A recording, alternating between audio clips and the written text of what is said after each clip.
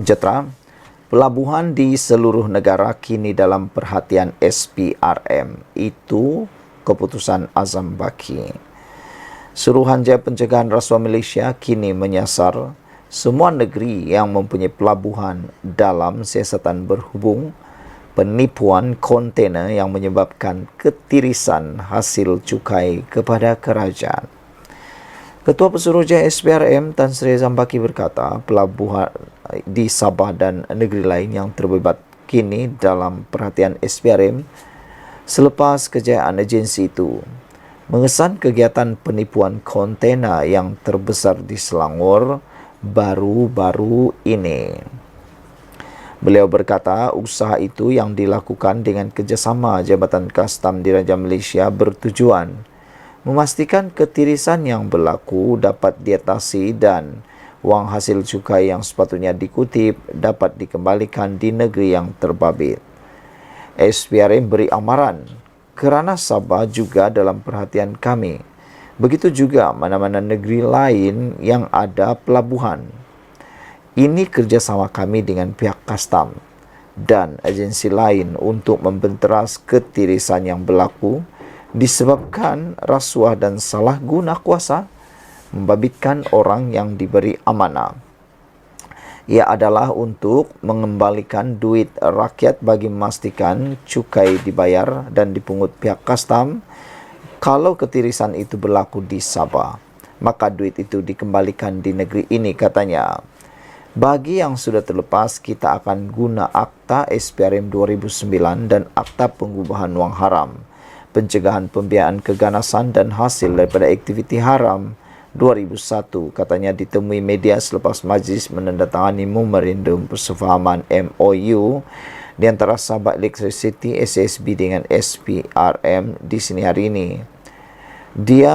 Majlis itu disempurnakan Menteri Kewangan Sabah Datuk Masidi Manjun dan turut dihadiri pengerusi SSB Datuk Seri Madius Tangau serta Ketua Pegawai Eksekutif SASB Insinyur Muhammad Yaakob Jaafar dan Pengarah Sabah dan Pengarah SPRM Sabah Datuk S.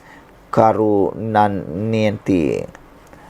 Azam Baki berkata, SPRM komited membongkar kegiatan penipuan kandungan kontainer yang menyebabkan kerajaan kerugian dari segi nilai cukai yang tidak setimpal berikutan penipuan barangan yang diikrar.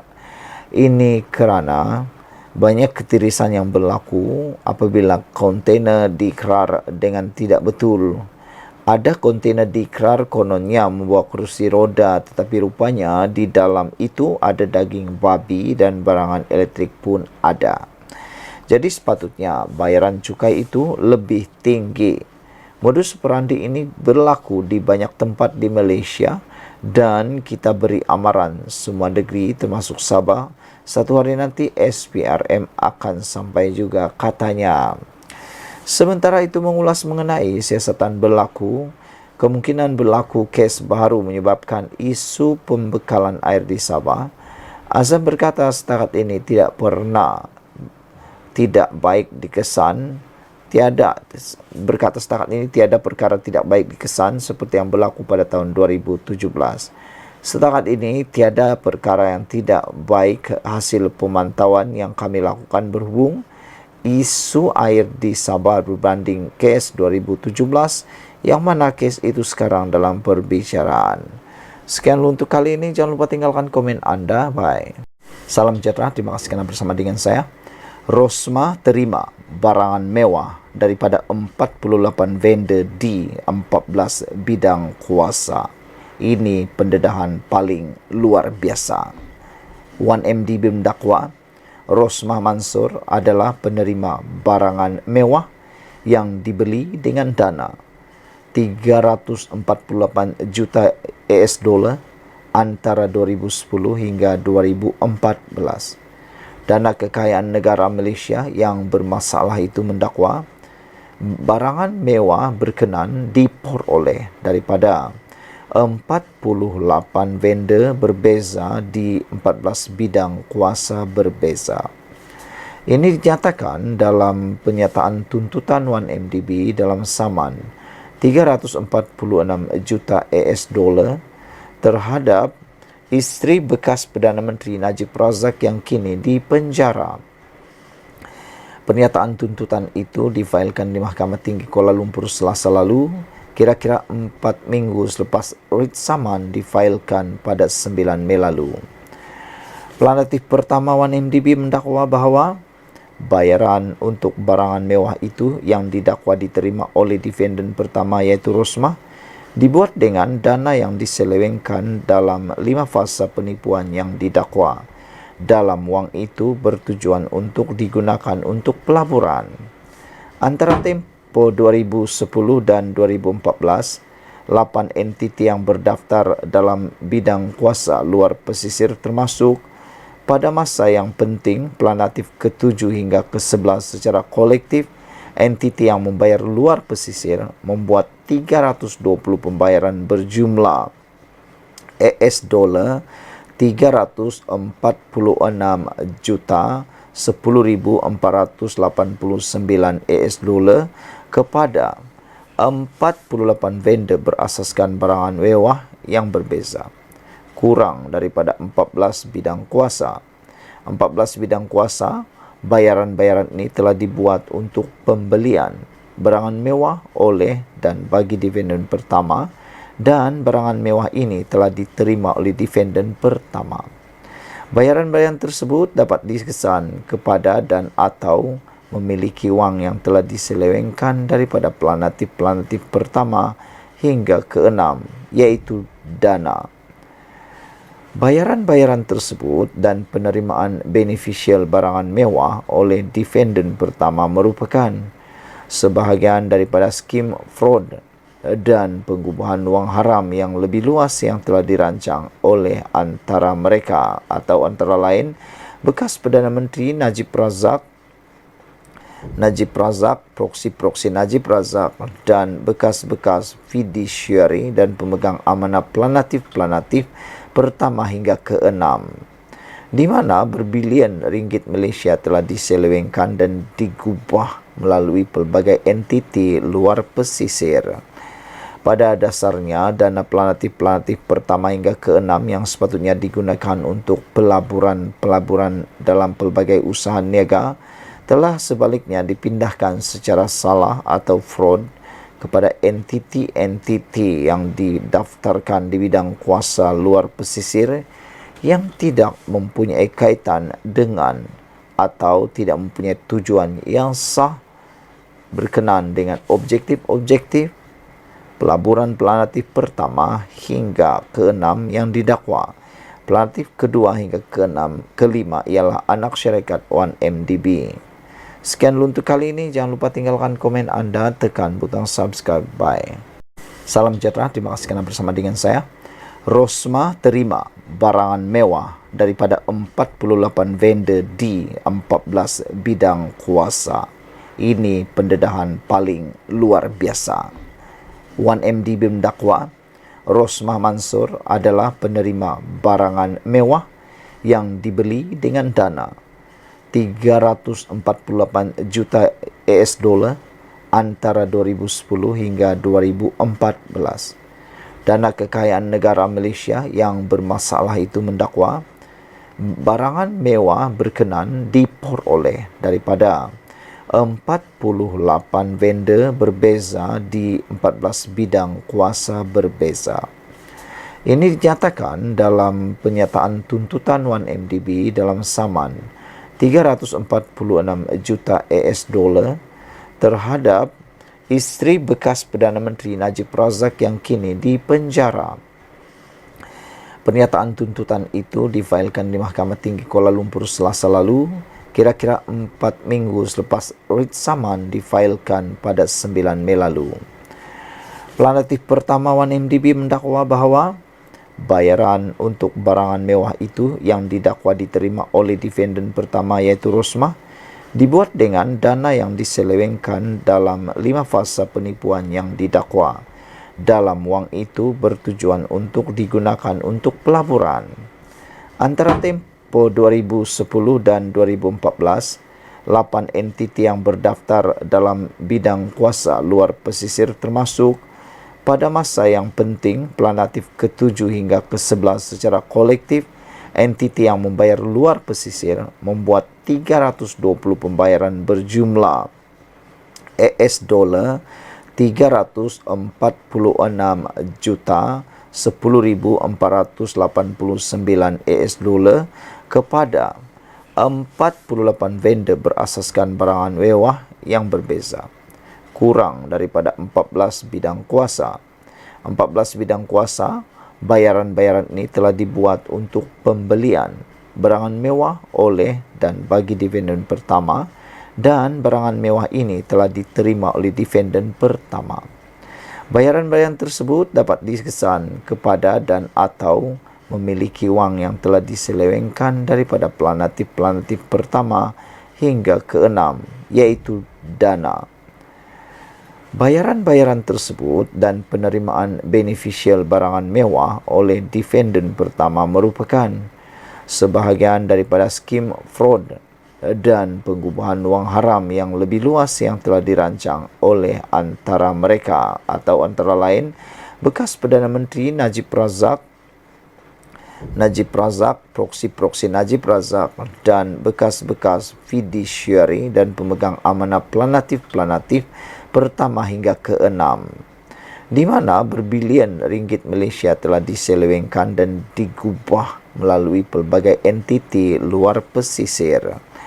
Pada dasarnya, dana planatif-planatif pertama hingga ke-6 yang sepatutnya digunakan untuk pelaburan-pelaburan dalam pelbagai usaha niaga telah sebaliknya dipindahkan secara salah atau fraud kepada entiti-entiti yang didaftarkan di bidang kuasa luar pesisir yang tidak mempunyai kaitan dengan atau tidak mempunyai tujuan yang sah berkenaan dengan objektif-objektif pelaburan planatif pertama hingga ke-6 yang didakwa. Planatif kedua hingga ke-5 ialah anak syarikat 1MDB. Sekian dulu untuk kali ini. Jangan lupa tinggalkan komen anda, tekan butang subscribe. Bye. Salam sejahtera. Ini pendedahan yang luar biasa daripada SPRM. SPRM mendedahkan bahawa ada peringkat lebih tinggi terlibat isu rasuah daftar nikah di Perlis. Suruhanjaya Pencegahan Rasuah Malaysia (SPRM) percaya ada individu di peringkat lebih tinggi terlibat dalam kes penerimaan suapan berjumlah lebih 1 juta ringgit dalam pengurusan pendaftaran pernikahan di Perlis. Ketua Pesuruhjaya SPRM Tan Sri Azam Baki berkata, berdasarkan siasatan dilakukan ke atas 3 suspek termasuk seorang pegawai kanan Jabatan Hal Ehwal Agama Islam Perlis mendapati ada kemungkinan penglibatan pihak lain. Setakat ini belum ada tangkapan baharu, namun demikian saya tidak menolak kemungkinan ada peringkat lebih tinggi yang terlibat. Di sini pentingnya untuk diketahui ke mana wang itu pergi dan siapa lagi yang terlibat dalam skandal mendaftarkan mereka ingin berpoligami di Thailand dengan secara tidak betul, katanya, kepada pemberita selepas menyempurnakan majlis penutupan pertandingan debat anti rasuah Institut Pendidikan Tinggi Piala Ketua Pesuruhjaya SPRM 2024 di Universiti Teknologi Petronas di Tronoh di sini pada Ahad. Azam Baki berkata siasatan dijalankan SPRM berkait kes itu juga akan menjurus untuk mengesan pasangan terlibat kerana memilih jalan mudah menggunakan ejen di Jabatan Agama Islam untuk mendaftarkan pernikahan dengan menggunakan wang rasuah. Dalam siasatan ini, kita tidak ada keperluan untuk membuat penyiasatan kenapa mereka bernikah dan berpoligami di Thailand. Pentingnya, pasangan ini apabila balik ke Malaysia terutama di Perlis, mereka daftarkan pernikahan dengan cara yang tidak mengikut prosedur, iaitu secara rasuah, katanya. Mengulas lanjut, Azam berkata SPRM telah membuat permohonan untuk membekukan akaun 3 suspek yang ditangkap dan disyaki terlibat dalam sindiket berkenaan. Langkah itu bagi membolehkan pasukan siasatan mengetahui apa yang telah berlaku dengan wang yang masuk ke dalam akaun mereka dan apa yang telah dibelanjakan, katanya. Tempoh reman 3 suspek berusia 25 hingga 52 tahun telah dilanjutkan selama 3 hari lagi sehingga 12 Jun ini. Selain pegawai kanan Jaibs yang menjadi suspek utama, 2 lagi yang ditahan merupakan imam masjid dan anaknya juga pemilik syarikat bertindak sebagai perunding dan menguruskan urusan pernikahan di Perlis. Mereka disiasat atau ditahan SPRM bagi membantu siasatan berhubung penerimaan rasuah suapan berjumlah Rp1.183.140 dalam pengurusan pendaftaran pernikahan di Perlis sejak April 2022 hingga Jun 2023. Sekian dulu untuk kali ini, jangan lupa tinggalkan komen Anda. Salam sejahtera. Anwar akhirnya ikrar akan pertahan penjawat awam, tidak terikut-ikut tekanan penyakau. Perdana Menteri Datuk Seri Anwar Ibrahim memberi jaminan akan mempertahankan penjawat awam yang menjalankan tugas dengan baik dan tidak akan terikut-ikut dengan tekanan daripada puak penyakau. Berucap pada Majlis Perhimpunan Warga Kementerian Kewangan di Putrajaya hari ini, Anwar berkata beliau telah memaklumkan kepada Ketua Setiausaha Negara Tan Sri Muhammad Zuki Ali untuk mempertahankan penjawat awam yang menjalankan tugas dengan bertanggungjawab. Saya akan pertahankan setiap penjawat awam selagi mereka jalankan tugas dengan baik, kata Anwar. Saya tidak akan terikut-ikut dengan tekanan puak-puak penyakau. Jadi saya harap saudara faham itu, kata beliau. Anwar yang juga Menteri Kewangan berkata hal ini kerana terdapat banyak kes dilaporkan mengenai ada tindakan diambil terhadap penjawat awam biarpun menjalankan tugas dengan baik susulan tekanan daripada pegawai peringkat tertinggi. Anwar turut menegaskan beliau akan terus melakukan yang terbaik demi negara biarpun dikritik dari pelbagai aspek dan mahu membuktikan bahawa tidak semua orang politik itu merupakan kaki sakau, bersifat angkuh dan mendera rakyat. Macam orang kata penyasaran subsidi diesel, saya banyak dikritik, begitu juga soal skim gaji penjawat awam. Jadi saya tidak kisah kalau dia orang nak maki saya berbakul-bakul. Saya ada mandat, saya akan lakukan. Apabila tiba masanya saya pergi, saya akan pergi, kata Anwar. Tetapi sementara saya di sini, saya akan kekal dan berjuang apa yang betul untuk memastikan Malaysia muncul sebagai negara hebat di Asia, kata beliau. Dalam perkembangan lain, Anwar menjelaskan kedudukan sebagai negara yang mempunyai kadar inflasi rendah di Asia. Ia tidak menjamin tiada kenaikan harga barangan akan berlaku, meskipun beliau tidak inginkan perkara itu berlaku. Inflasi yang terendah di Asia maknanya kenaikan kecil masih berlaku.